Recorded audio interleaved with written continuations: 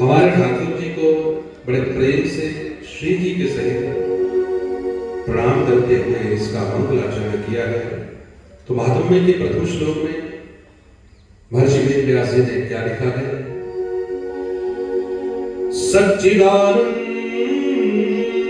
रूपाय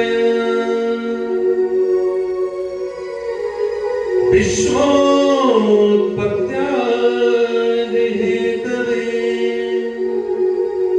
तापत्रय विनाशाय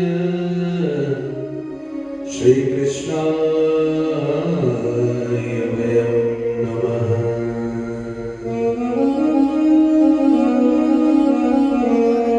सच्चिदानंद रूपाय विश्व उत्पत्त्यादि हेतवे तापत्रय विनाशाय श्री कृष्णाय वयं नमः। वैसे तो हम नित्य प्रति कहते हैं जय सच्चिदानंद, परंतु क्या वास्तव में हमने कभी समझने का प्रयास किया कि जिस सच्चिदानंद शब्द का हम अपनी वाणी से उद्घोष करते हैं वो सच्चिदानंद वास्तव में है क्या? सत्यचित और आनंद स्वरूप मिलकर बनाते हैं सच्चिदानंद। ये सत्य क्या है, चित्त क्या है और आनंद क्या है? इस सत्यचित आनंद की व्याख्या को नाना प्रकार से विद्वानों ने इसका वर्णन किया है, व्याख्यान किया है। सत्य कहते हैं सत्य को, अर्थात सत्य नाम है परमात्मा का, जो पूर्व में था, जो आज है और भविष्य में भी रहेगा, वो क्या है? परमात्मा। दूसरा शब्द आता है चित। चित कहते हैं प्रकाश। मान लीजिए हमें किसी पुस्तक को पढ़ना है, रात्रि का अंधकार है, उस अंधकार में जब तक हमें प्रकाश नहीं मिलेगा उस पुस्तक में लिखे हुए किसी भी शब्द को देख पाने में हमारी आंखें सक्षम नहीं है। परंतु जिस परमात्मा को किसी भी प्रकार की प्रकाश की आवश्यकता नहीं है, जो सब प्रकार के शब्दों को देखने में सक्षम है, जो स्वयं प्रकाशवान है, प्रकाश स्वरूप है, ऐसा परमात्मा चित्त स्वरूप में आता है। तीसरा शब्द आता है आनंद। आनंद की जो परिभाषा है वो बड़ी विचित्र है।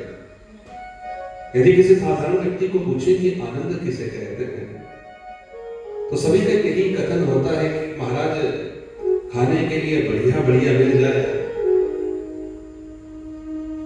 सोने के लिए बढ़िया डल्लब के गद्दे मिल जाए, गर्मियों के दिनों में कोई वातानुकूलित एसी लगा हुआ कमरा मिल जाए, तो उसे ही सब आनंद कहते हैं। परंतु वास्तविकता यदि देखें कि आनंद है क्या, आनंद की परिभाषा तो बड़ी विचित्र है। आनंद नाम है परमात्मा। आनंद यदि किसी प्रकार से अपने शरीर को सुख सुविधा पहुंचाना ही कहते हैं, तो फिर वो तो क्षणिक आनंद हुआ ना। एक बार हमने अच्छे अच्छे पकवान खा लिए और दूसरे दिन कहीं ना मिले तो वो आनंद फिर कहां गया? दूसरा यदि एक दिन बढ़िया सा मखमल का बिस्तर मिल गया, दूसरे दिन फिर वही चुभने वाले बिस्तर, फिर वो आनंद कहां गए?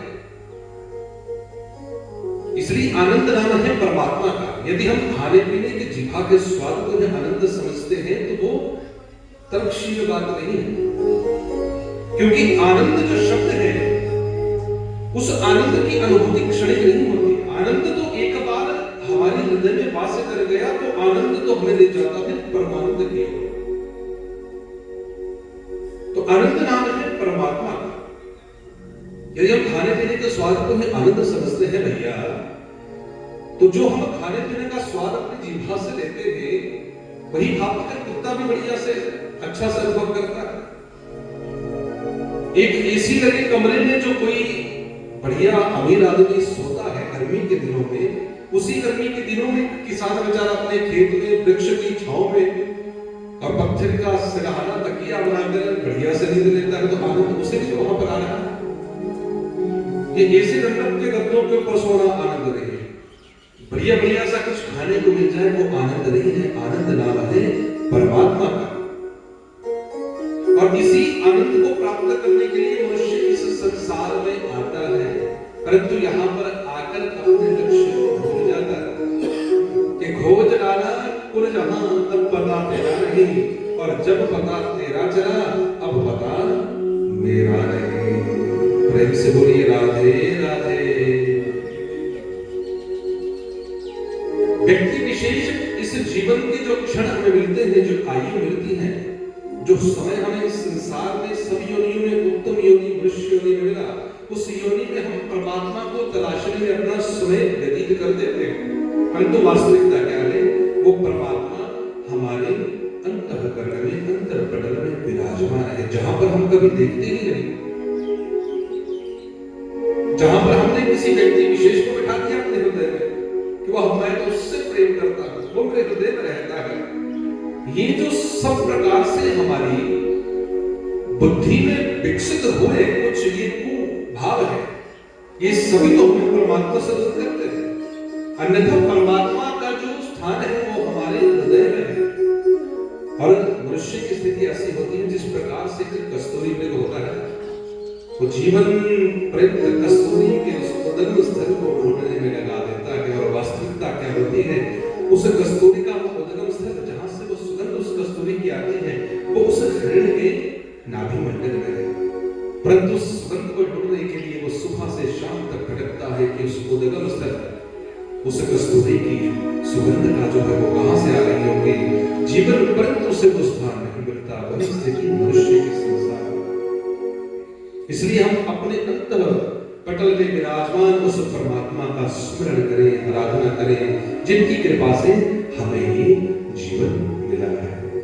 वही आनंद स्वरूप परमात्मा है, उसे ही आनंद कहते हैं, बल्कि आनंद नहीं, वही परमानंद स्वरूप है।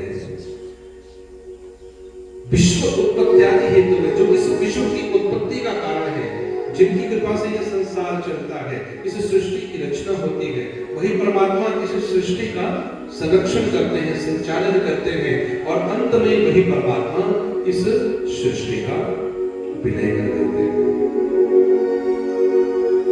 जो तीन प्रकार के तापों का नाश करने वाले हैं, ताप त्रय विनाशाय। कौन कौन से ताप है? आदि दैविक, आदि भौतिक और आध्यात्मिक। रामचरितमानस में भी तुलसी बाबा ने बड़े सुंदर रूप में कहा है। क्या कहते हैं? दैहिक दैविक भौतिक ताप, दैहिक दैविक भौतिक ताप, राम राज्य का होगी न व्यापा, राम राज्य का होगी न व्यापा, दैहिक दैविक भौतिक ताप, दैहिक दैविक भौतिक ताप। तीन प्रकार के ताप हैं, आदि दैविक, आदि भौतिक और आध्यात्मिक, जो इन तीन प्रकार के तापों का नाश करने वाले हैं। और इस संसार में प्रत्येक व्यक्ति ने तीन प्रकार के तापों से ग्रसित है। इस तीन प्रकार के ताप कौन कौन से? आदि दैविक, आदि भौतिक और आध्यात्मिक। प्रत्येक जीव इनसे व्याप्त है।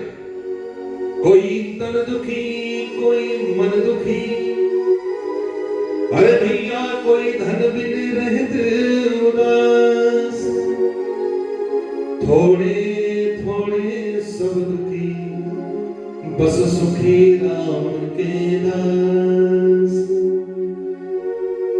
कोई तन से दुखी है, कोई मन से दुखी। विचार कीजिएगा जरा, बड़े प्रेम से इस बात को सुनना। तन का दुख कैसा होता है? तन से किस प्रकार से दुखी है? तन कहते हैं हमारी शरीर को, शरीर को। किसी के शरीर में कोई आदि व्याधि लग गई, जरा पीड़ा लग गई, तो वो उसी दुख से दुखी है कि मेरे शरीर में ये हो गया, मेरे शरीर में इस प्रकार की बीमारी लग गई। जबकि वास्तविकता यह है कि इस संसार में स्वयं की इच्छा से कुछ भी नहीं हो सकता। ना मुझे स्वयं की इच्छा से, मेरी इच्छा से विशेषकर मैं ये विचार करूं कि मेरी इच्छा से परमात्मा की कृपा मेरे ऊपर हो जाए, जी नहीं, ऐसा कभी हो ही नहीं सकता। कृपा होती है हमारे कर्मों के द्वारा। यदि हमारे सुंदर कर्म होंगे तो उस ईश्वर की कृपा को प्राप्त करेंगे। अन्यथा प्रारब्ध जो हमारा है, प्रारब्ध कहते हैं कि इस जन्म से पूर्व जन्म में जो हमारे द्वारा किए हुए कर्म है उनको तो हमें इस संसार में भुगतना ही पड़ता है। वर्तमान जो हमारा जीवन चल रहा है, हो सकता है हमने इस जन्म में अच्छे कर्म किए हों, अच्छे ही कर्म कर रहे हो, परंतु एक जो हमारा प्रारब्ध है वो भी हमारे साथ चलता है। उसी के द्वारा हमारे नाना प्रकार से शरीर की पीड़ाएं प्राप्त होती है, परंतु प्रत्येक स्थिति में जो जीव समभाव से रहता है उस जीव के ऊपर अवश्य उस परमात्मा की फिर कृपा होती है।